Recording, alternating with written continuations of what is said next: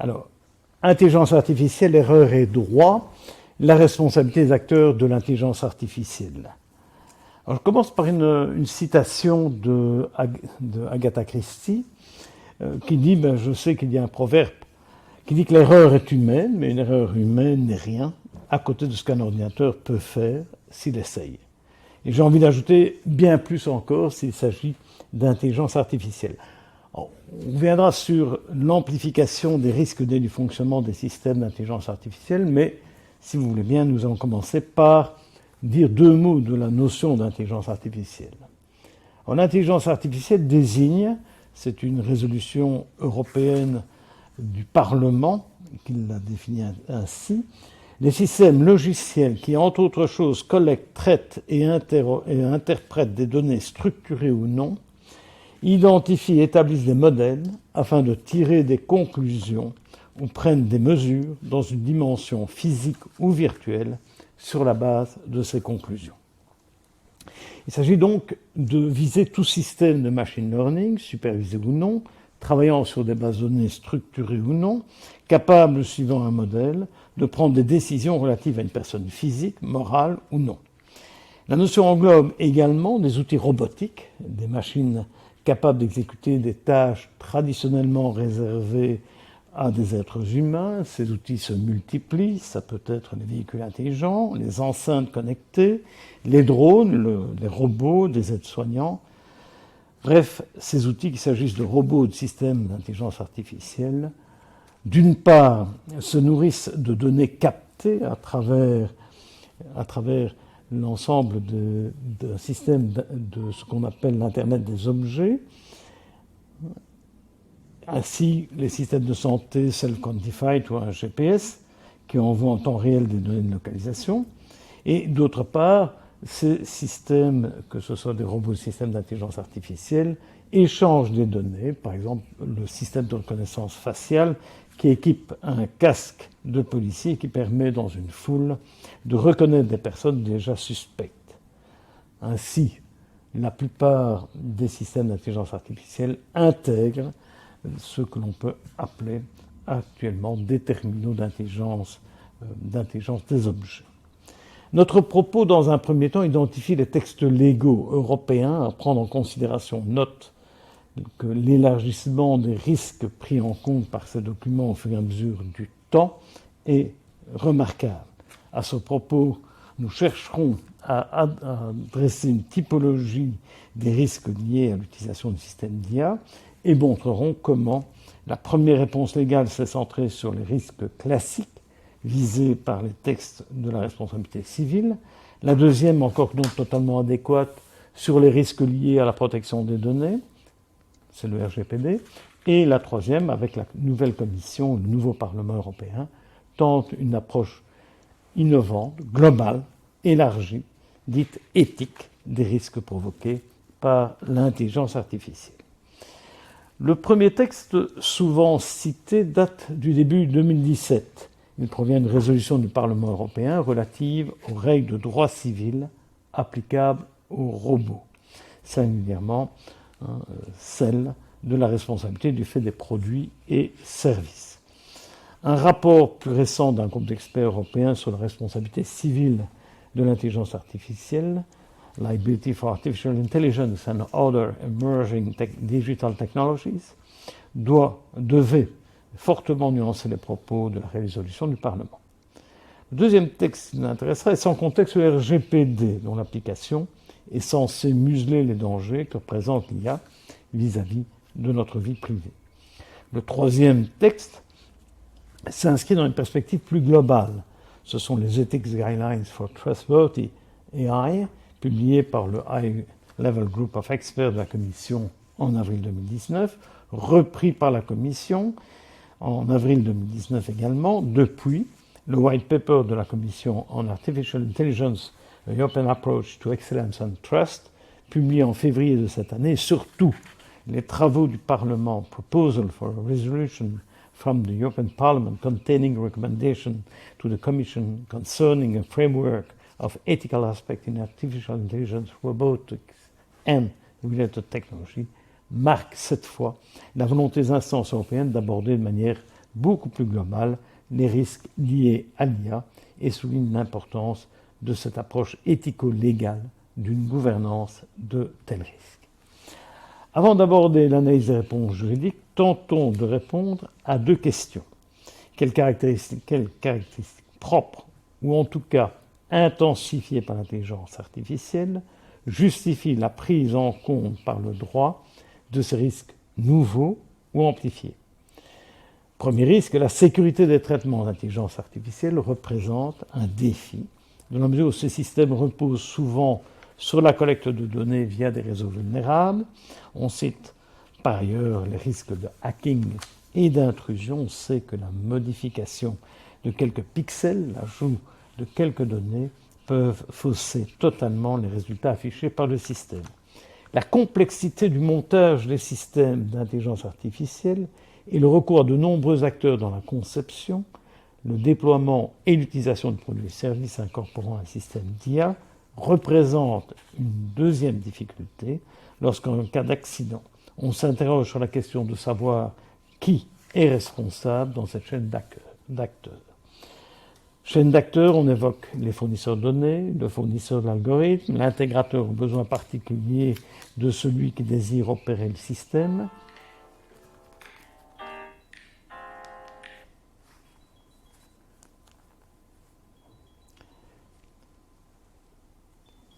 Marc, Je ne te dérange pas. oui, tu es en train de me déranger parce que je suis en train d'enregistrer un cours.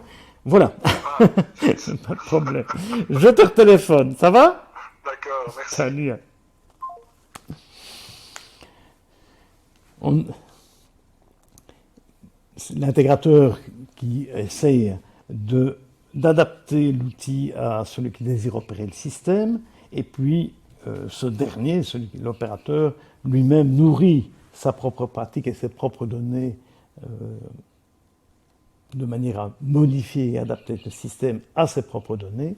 Enfin, l'utilisateur final, qui peut être un particulier, acheteur d'un drone ou utilisateur d'un robot aide-soignant. L'opacité, en particulier les systèmes dits de deep learning, opèrent des connexions entre réseaux neuronaux de manière opaque pour celui qui subit les décisions de la machine, voire pour celui qui délègue à la machine le pouvoir de prendre de telles décisions.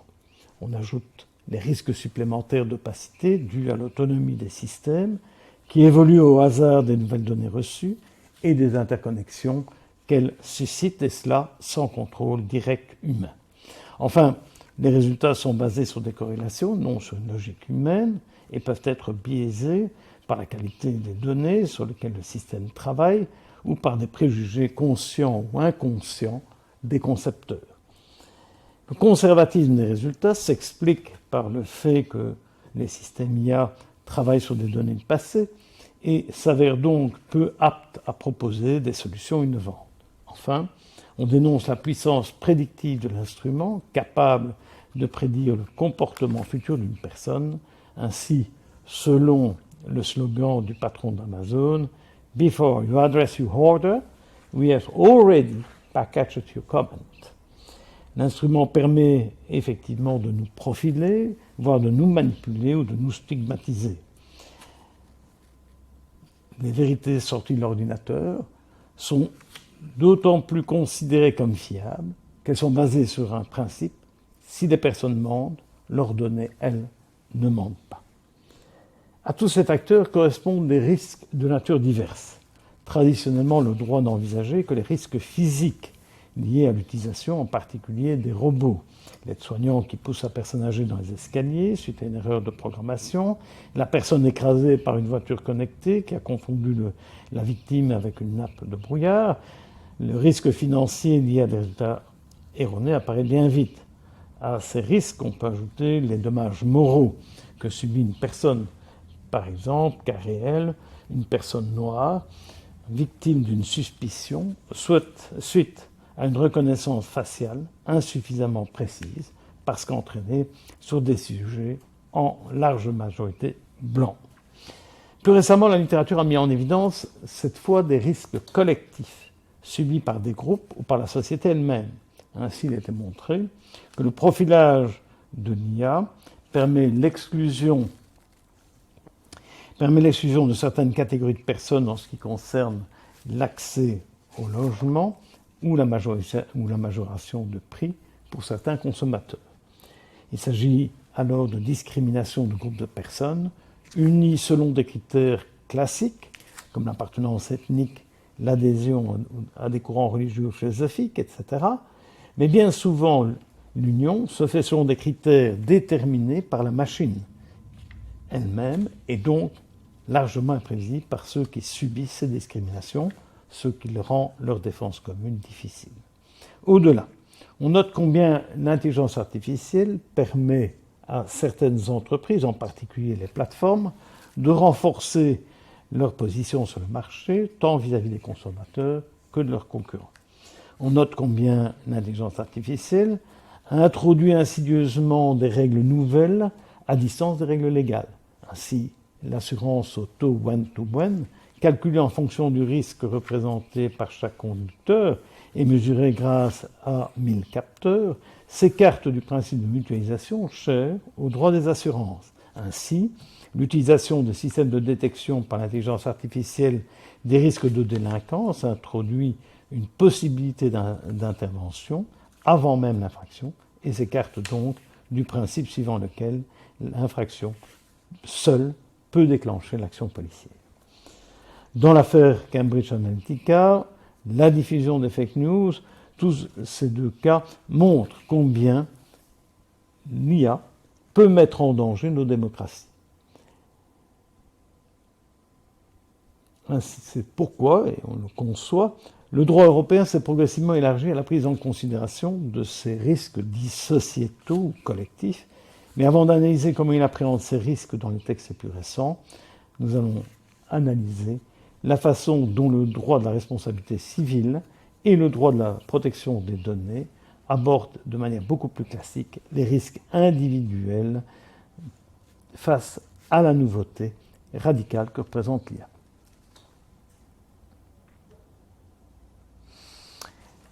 Première réponse, le droit de la responsabilité civile. Si vous permettez, je vais passer directement à ce slide-ci, mais en vous disant malgré tout deux mots sur la façon dont les régimes généraux classiques, à savoir le régime de responsabilité fondée sur la faute et le régime plus récent de la responsabilité du fait des produits fondés sur ce qu'on appelle une strict liability, c'est-à-dire une responsabilité sans faute, apparaissent mal appropriés par rapport aux réalités de l'IA. Prenons la question du régime de responsabilité fondé sur la faute. Les questions qui se posent sont la faute, oui, mais la faute de qui? Comment la prouver? Quels critères retenus? En principe, on a comme critère la notion de personne raisonnable. Faut-il par contre s'écarter de ce critère et parler du reasonable AI system, c'est-à-dire non plus un critère lié à la personne mais au produit? Bref, l'application de tous ces critères amènerait bien souvent une exonération de celui qui a développé le système AI. À l'inverse, la responsabilité du fait des produits fait peser une responsabilité stricte sur le dos du producteur, oui, mais à condition que l'on résolve les questions suivantes. Un système d'intelligence artificielle peut-il être appelé un produit? La notion de défaut peut-elle être appliquée lorsque le produit évolue et fonctionne de manière opaque, y compris pour celui qui l'a conçu? Et celle de producteur, comment l'interpréter face à l'ensemble des acteurs qui interviennent dans la chaîne de production? La rigueur du principe de responsabilité sans faute apparaît d'autre part comme un obstacle à ceux qui souhaitent encourager l'innovation. On conçoit dès lors que la proposition faite récemment par le High Level Group of Experts sur les problèmes de responsabilité auxquels je viens soit à égale distance entre ces deux régimes de responsabilité extrême. Alors, résumons, si vous voulez bien, cette proposition du High Level Group of Experts de la manière suivante. Quelques règles. Première règle, c'est de créer légalement des obligations préventives du risque, du danger, c'est-à-dire l'obligation pour ceux qui conçoivent des systèmes d'IA ou les mettent sur le marché, de veiller avant même toute mise en circulation, mais également par la suite, à la qualité du produit, à son absence d'erreur, à son bon fonctionnement. L'absence du suivi de ces devoirs entraîne une responsabilité automatique de celui qui s'en est abstenu. Deuxième règle, c'est d'affirmer que la personne qui utilise un système IA ou un robot est responsable de la même manière que si le dommage avait été causé par un humain sous les ordres de la personne qui a conçu ou qui utilise le robot. Troisième règle, c'est de faire supporter la responsabilité première à celui qui a le meilleur contrôle sur le système. Ce n'est pas l'utilisateur final, moi, qui dispose d'un drone, qui sera nécessairement responsable des dégâts causés par mon robot, mais bien le producteur ou celui qui a commercialisé le produit. Quatrième règle, qui touche la question des preuves, le principe c'est que l'utilisateur professionnel d'un système IA doit mettre à disposition les logs qui permettront de comprendre les causes de l'accident et en principe c'est lui qui supportera la charge de la preuve de sa non-responsabilité.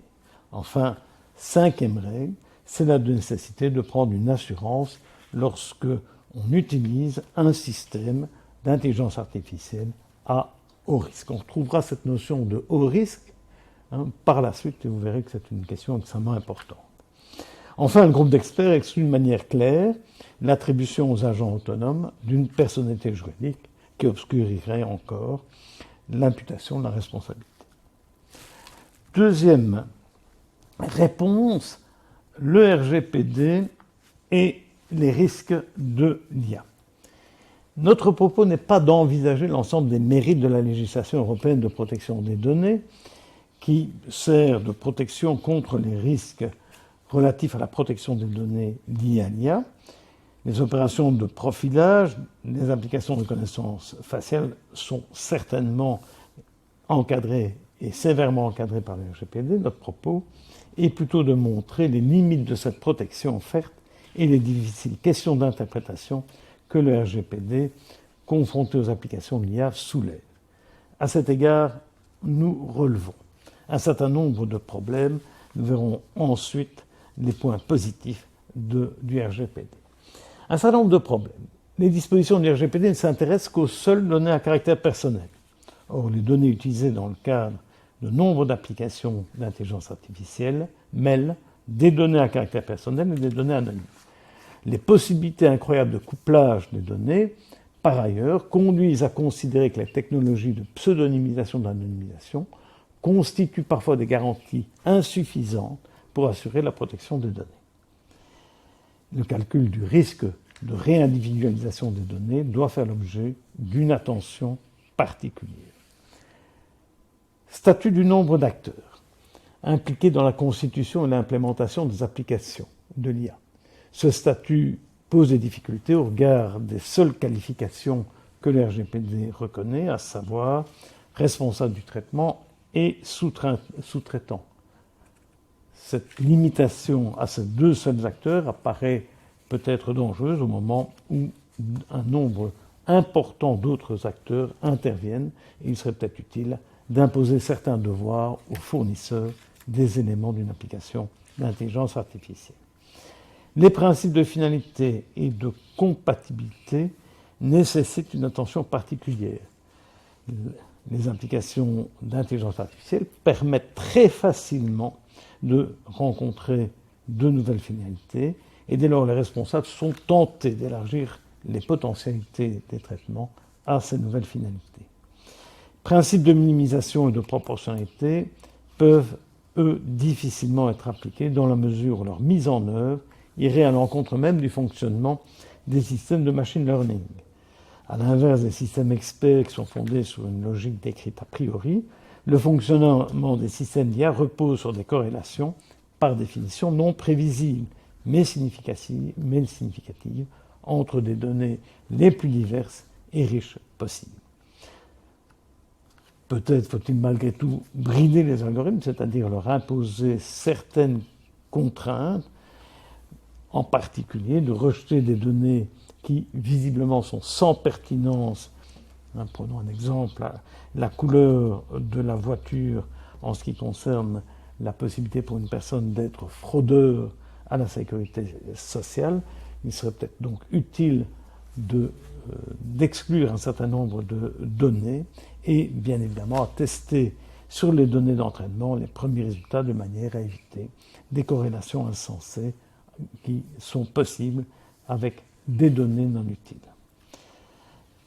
Ceci dit, nombre de points positifs existent et permettent de circonscrire les risques liés à l'IA. Il y a d'abord le principe de l'accountabilité, qui constitue un renversement de la charge de la preuve. C'est au responsable du traitement de démontrer qu'il a respecté les principes de protection des données. On retrouve là un principe qui avait déjà été affirmé, renversement de la charge de la preuve, en ce qui concerne la responsabilité. Exigence de sécurité. C'est un point extrêmement important. Ces exigences de sécurité doivent exister dès la conception du système et tout au long de la vie de l'application.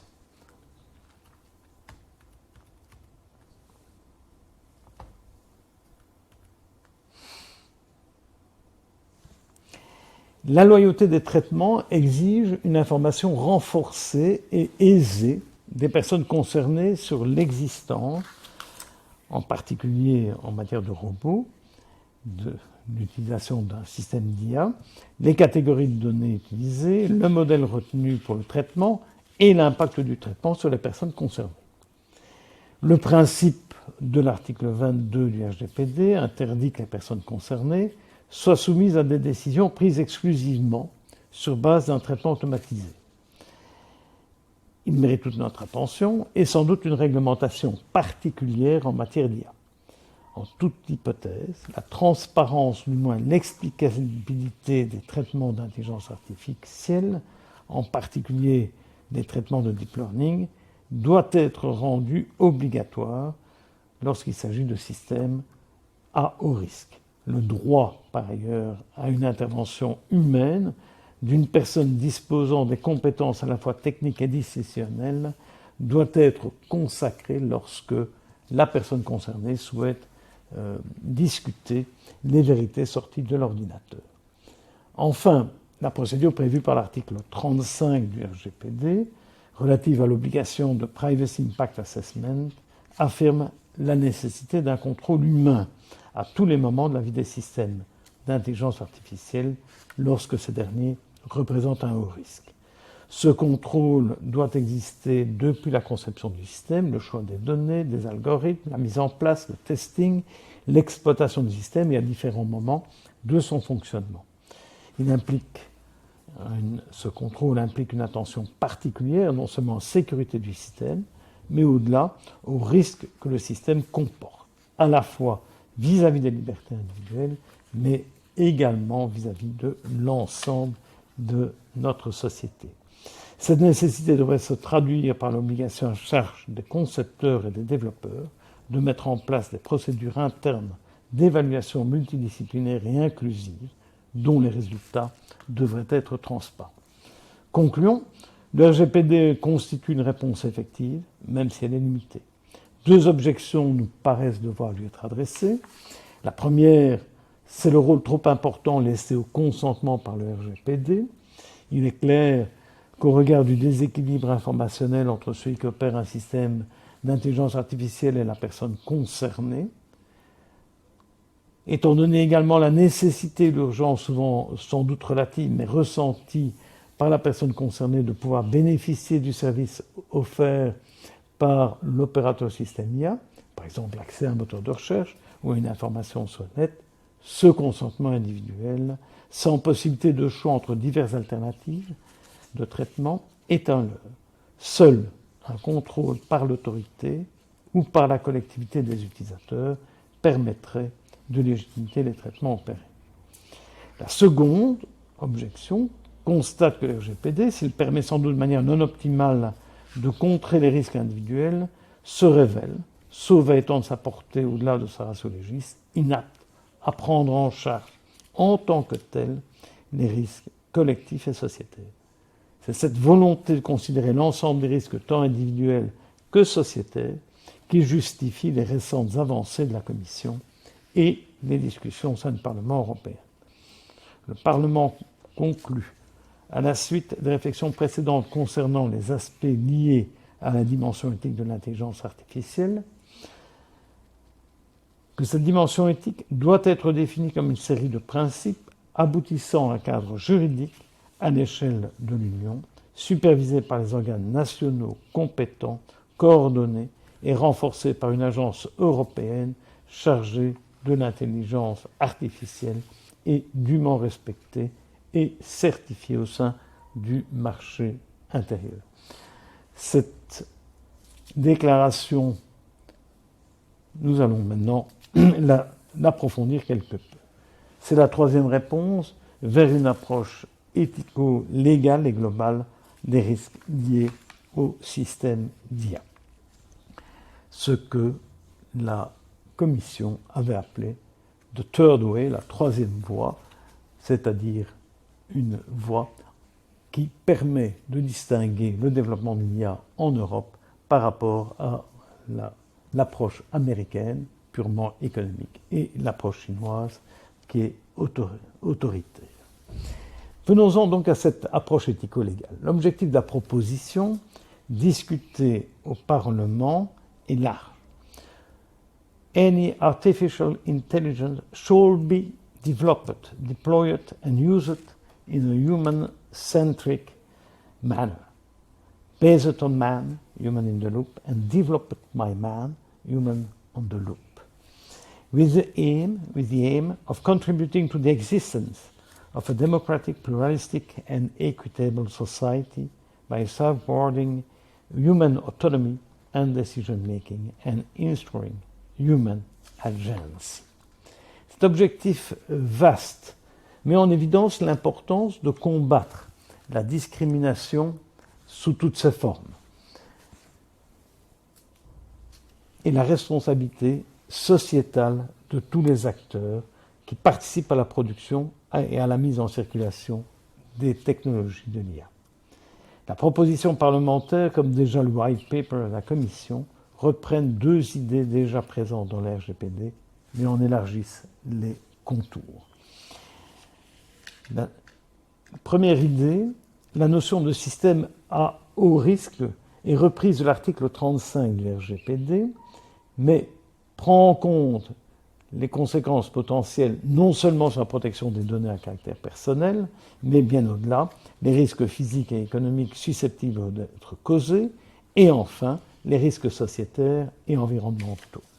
L'intelligence artificielle, je cite la résolution de la Commission, du Parlement, l'intelligence artificielle qui comporte un risque élevé d'enfreindre les principes en matière de sécurité, de transparence, de responsabilité, d'absence de biais ou de discrimination, de responsabilité sociétale, d'équilibre homme-femme, de respect de l'environnement, de durabilité, de vie privée, de gouvernance, doivent être considérés comme étant à haut risque relativement au respect des principes éthiques lors de la conclusion d'une évaluation des risques impartiale, réglementée et externe par un organe national de surveillance.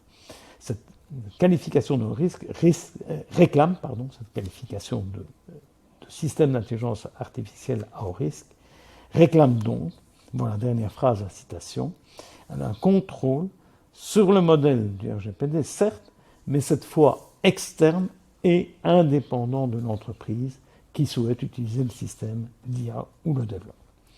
C'est précisément sur le plan de ce contrôle, de cette gouvernance des risques, que la proposition de résolution se montre la plus innovante.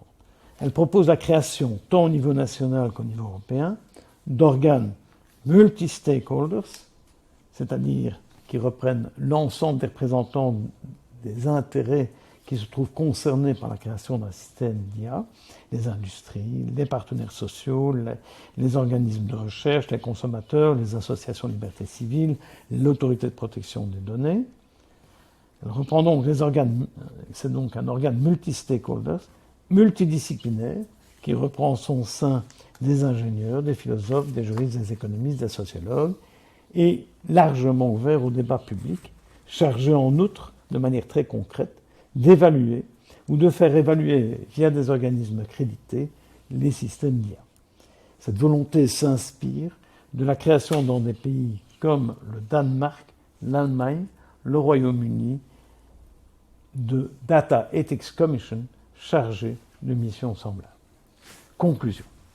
Quelques mots pour conclure ce tour d'horizon du droit des risques de l'intelligence artificielle. Notre propos tend à montrer qu'une approche globale des risques, tant collectifs et sociétaires qu'individuels, est nécessaire lorsqu'on parle d'un phénomène aussi ubiquitaire et conduisant à une transformation forte de notre vivre ensemble. Cette approche est dorénavant clairement souhaitée par les autorités européennes. Elle est tant éthique que juridique. Les principes éthiques devant trouver dans le droit leur traduction non seulement formelle, les droits de l'homme consacrent ce principe éthique, mais surtout effective, par la création d'une gouvernance et l'affirmation d'une responsabilité sociétale des acteurs de l'intelligence artificielle. Cette gouvernance aura soin d'instaurer un débat public de technology assessment et d'exiger une coopération ou du moins une coordination entre les divers organismes qui s'occupent à l'heure actuelle, chacun séparément, c'est là leur tort, d'une partie des risques. Les autorités de protection des données, les autorités de concurrence, les associations de droits de l'homme, les centres pour l'égalité des chances, etc.